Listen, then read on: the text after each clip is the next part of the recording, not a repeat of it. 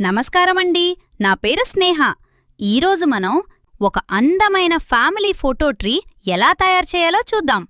మొదట కొన్ని ఎండిపోయిన కొమ్మలను లేదా ఊడలను సేకరించాలి.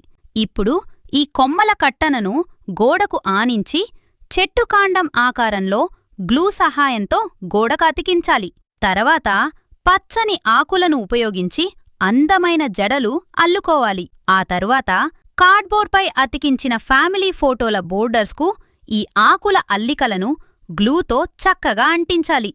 ఇలా విభిన్న సైజులలో మీ కుటుంబ సభ్యుల ఫోటో ఫ్రేమ్లను సిద్ధం చేసుకోండి.